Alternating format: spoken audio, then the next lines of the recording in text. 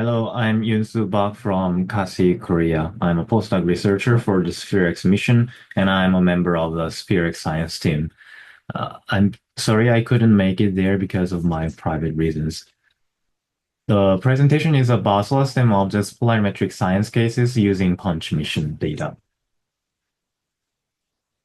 To introduce the polarimetry in solar system small body sciences, one important concept is polarimetric phase curve, or PPC. This PPC is basically a function of polarization degree as a function of phase angle alpha, where phase angle alpha is 180 degrees minus scattering angle theta. So this alpha is basically sun, target, and observer angle.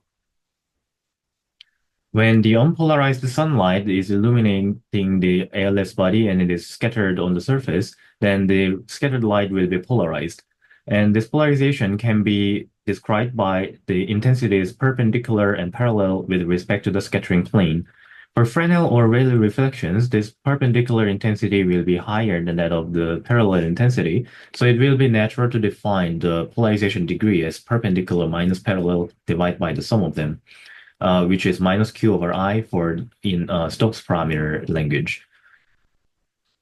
If we plot this p-value as function of phase angle alpha, then virtually for basically every single experiment, laboratory samples and also celestial objects, we always see this characteristic curve. It becomes negative first, and it changes its sign around inversion angle 10 to 30 degrees, and then it peaks at around 100 degrees or something like that. The maximum polarization degree is described as P maximum.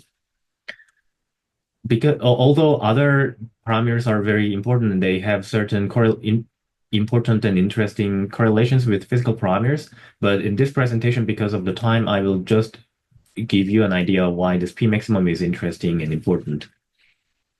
But before that, why punch is interesting for this kind of observation. Most of the asteroids are concentrated between the Mars and Jupiter orbit. These are called main belt asteroids. Purely geometrically speaking, because of their orbit, it's very difficult to observe them at phase angle alpha higher than 30 degrees. So in this PPC, we can obtain the PPC only up to somewhere here. Above around P maximum, it's basically impossible. For the asteroids that comes close to the sun, then we can obtain that high phase angle data. But the problem is they are close to the sun. So the two very important limiting factor is that first, we have to have a observatory that allows us to point very near the sun. And secondly, that observatory has to have a polarimeter. And why do we study P maximum? Sorry. Because it is one of few ways to discuss grain sizes of the scattering surface. Grain sizes we discuss are generally ranging from micrometers to millimeter or centimeter scales. They are too small such that even in situ mission data, we cannot really distinguish whether this is centimeter or micrometer scale particles. One such approach is so-called thermal modeling. This is a forward theoretical modeling that uses grain size as a free parameter to fit the model flux to the mid-IR thermal radiation flux. As any theories does, it also assumes a lot of simplifying assumptions or approximations, and on top of that, there are a few magic numbers that were calibrated using Apollo lunar sample data. So we are not completely sure if they can be applicable generally to other asteroids, for instance. So that is the limitation of this theoretical approach. The two other approaches are empirical polarimetric approaches. First is high phase angle P maximum interpretation, which I will explain shortly.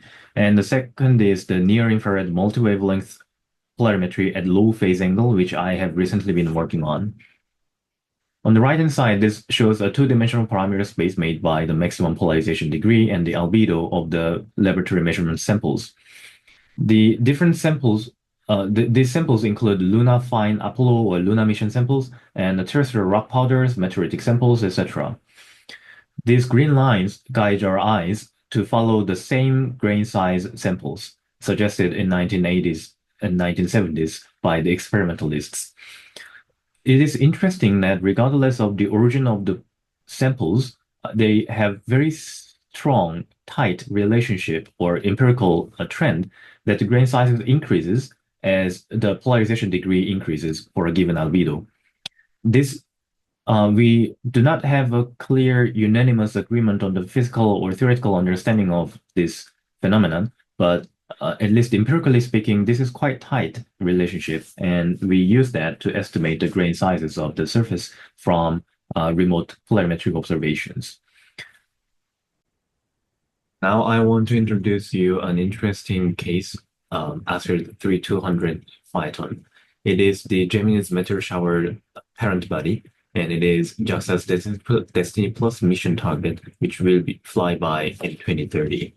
It is one of the largest and thus the brightest near-Earth objects, so it is very widely studied asteroid.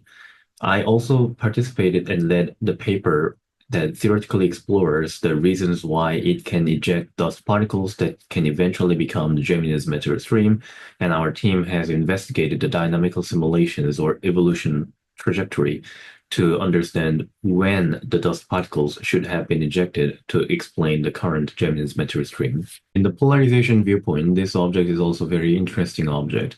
In 2016, we conducted an observation campaign to obtain the polarization of asteroid Phaeton at very high phase angle, and we obtained 50%.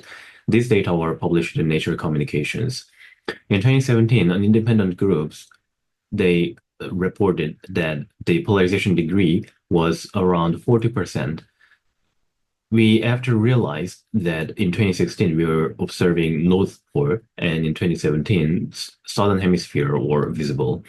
So as I briefly mentioned before, large polarization degree can be interpreted as larger grain sizes. So it can be qualitatively interpreted that in 2016, when we were looking at Northern Pole, the Northern Hemisphere, it is consistent of large particles, while Southern Hemisphere, it may contain smaller particles. Interestingly, from a theoretical modeling viewpoint, Thermal Modeling Society, Eric McLennan published a paper recently, independently from polarization studies, a coarse-grained northern hemisphere and fine-grained southern hemisphere two-grain size model is necessary to explain the multi-epoch thermal data, including WISE and Spitzer data. So these are quite consistent with each other now. And also, considering that this is the only case that shows this kind of very strong polarization dichotomy, any new data points at very high phase angle will be very interesting.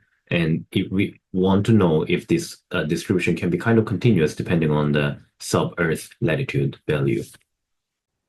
In summary, high phase angle polarimetry is a scientifically interesting topic to study, but not many data points are available because of the unfavorable viewing geometry, and PUNCH is a perfect observatory for such kind of observations. And small phase angle dataset will also be obtained from PUNCH mission, I expect, and that will make the PPC database very dense and much more diverse. And I'm expecting that a lot of statistical analysis and taxonomic type classifications, etc., will become possible. Also, because of the time limit, I was not able to talk about comets, but comets will become very bright. The only limitation that we have from ground-based observatories are weather and the telescope time. But because in space, we will PUNCH will basically monitor the near sun region, and I'm expecting that a wide phase angle coverage and time series PPC of comets will be available, which I am very excited about. So on top of the PUNCH mission, small additional effort will lead us to a great input to the small body science societies. So I am very much looking forward to this PUNCH mission, and thank you for attention.